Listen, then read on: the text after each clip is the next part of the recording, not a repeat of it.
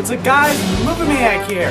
So, there's been a bunch of news that's been going on, like just today, or mostly yesterday, but just a lot of news going on. Like, there's a new Godzilla Asia trailer, which, actually guys, I'm not going to review that one. I mean, the reason why, because, I mean, I know, they show, like, more footage of the new monster and Muto, but, I don't know, I feel like I've already covered up, about Muto in the WonderCon footage, so, and there's really not that much to talk about it, so, yeah, that's probably the only Godzilla update trailer that you're not going to see me review, but still, check it out, though. It still looks awesome, though. Cannot wait for the movie. Just like, what, 30 weeks away? That's great. Alright. And then there's the Justice League, found its director, but I'll talk about that in the next update. And of course, the biggest one that I wanted to talk about this whole review is that Star Wars Episode 7 got its official cast, and I got literally so excited. I was like reading down with the who is gonna be in it, which I just got so freaking excited. It looks so cool. Oh my gosh, it looks so incredible. So in just case if you haven't heard about the news or lately, so yes, the official cast for Star Wars Episode 7 has happened, and I'll read off the cast who's coming back. Now, most of the original cast is coming back, like Harrison Ford, Mark Hamill, Carrie Fisher, Peter Mayhew, Anthony Daniels, Kenny Baker, except there's only problem. There's no Billy D. Williams, which I am kind of sad that happens. Which actually, from what I heard that I'm not sure if this is true or not, but Billy D. Williams went through some sort of a back injury or something from an episode of Dancing with the Stars, or at least I think. But so I think that could be the only reason why. But maybe this would be like the original trilogy, like they don't introduce him until the next episode. But at least like if he does feel better or anything, hopefully he will be in the movie again, because basically, because like Lando Calrissian is part of the original cast. I mean, that guy is so awesome, and he plays as one of the coolest characters ever. So, yeah, okay. And we got some new casting. Now, I'm gonna start off with. I mean, there's two actors that you might know particular is gonna be in this movie, but I'm just gonna go off with the ones that most people don't know. And actually, most of them I don't know. Like, there's Domhnall Gleeson. Something like that. He only starred in the new Dread movie and Harry Potter and the Deathly Hallows Part 1 and 2. I think he was one of the brothers of Ron, or I don't know. Don't really know him that much, but let's see what happens. Adam Driver. I haven't seen him in anything before, but still, cannot wait for what he's gonna do. Then there's also Oscar Isaac, which I think he was also in Inside Llewyn Davis, which again I haven't seen that movie, but I did see a trailer for it though. Although I'm not sure, is he playing? Does he play as the main character? Yeah, he does. So that's interesting. All right, and then let's see who else. John Boyega. Okay, so I actually know him. He plays as the main lead character, the black kid from Attack of the Block.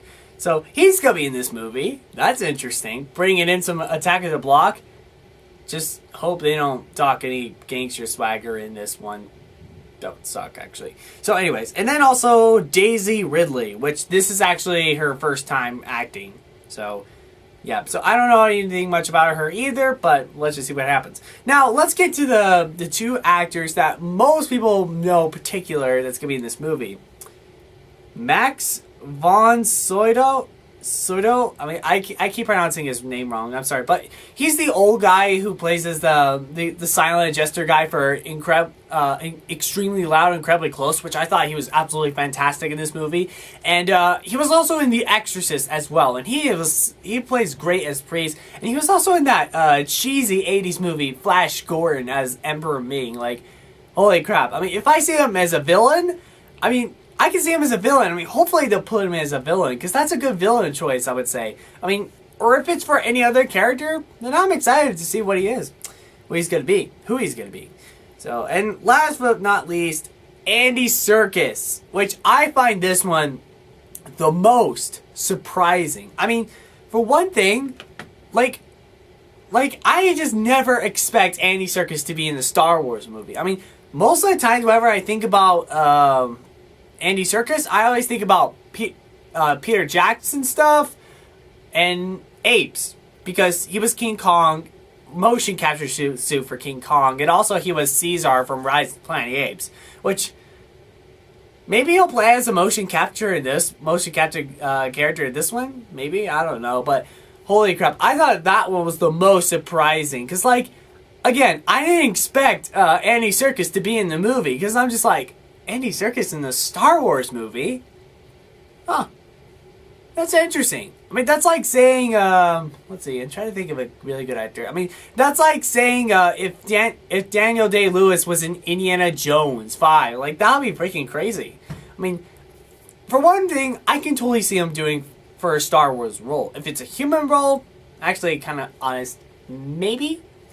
But if he was a motion capture character, which he is a great actor with motion capture acting, I think I can see him as that kind of character. So yeah, if he's gonna be that kind of character, then I'm gonna be really excited. I mean, this whole cast sounds super exciting. I mean, holy crap, this is so cool. This is awesome. And you know what? I'm glad the original cast is coming back. I mean, I used to remember a lot of people didn't really agree about putting the original cast back in the movie, because like, I know they're old, but it's just that they're the original cast. I mean, if they try to find to replace actors, that'll be terrible, because nobody is as good as the characters. I mean, it's sort of like Tony Stark with Iron Man. You can't see anybody else doing Iron Man other than Tony Stark. I mean, you just can't.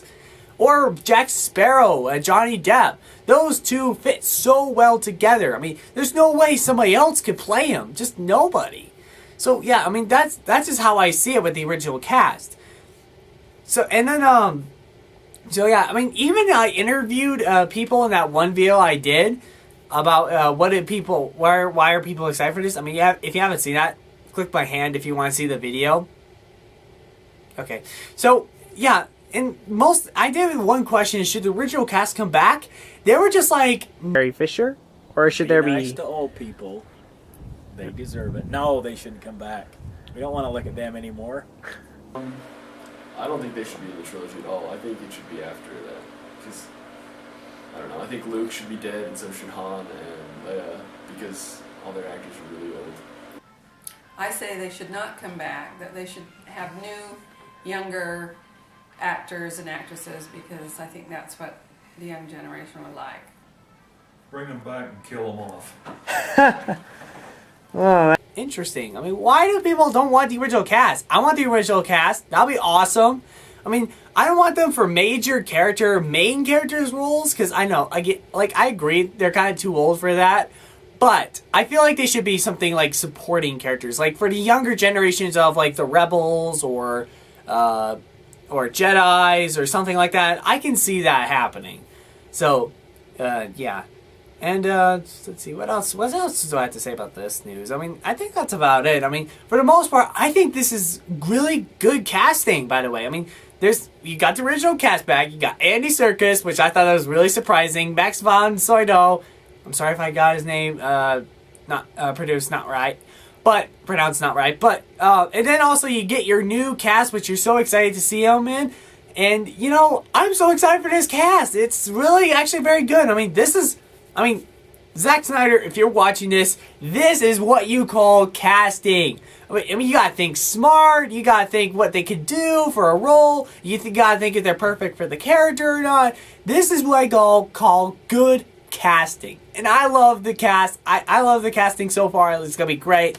And I cannot wait for Star Wars Episode 7 now. I mean, at first I wasn't really excited because, you know, I felt like it should have ended off with Return of the Jedi. But now, at this point now, I feel like actually kind of comfortable with it. Because, again, they're giving it to somebody who's smart about it. Like J.J. Abrams. He's a fan of Star Wars. He knows what Star Wars is. So I think it's a good idea to have him in to direct the Star Wars movies. And of course, Disney produced it. I thought this would be like a disaster.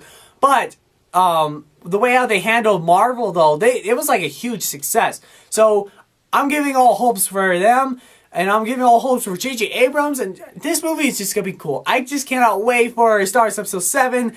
I don't know what the title is going to be, but I'm just so excited. So, yeah, definitely awesome. So, my ultimate question is, what do you think of the casting of Star Wars Episode 7? Is it good? Is it great? Is it bad? Comment that down below. Check out my other videos. They're really cool. Like and subscribe. Like my page on Facebook. See ya.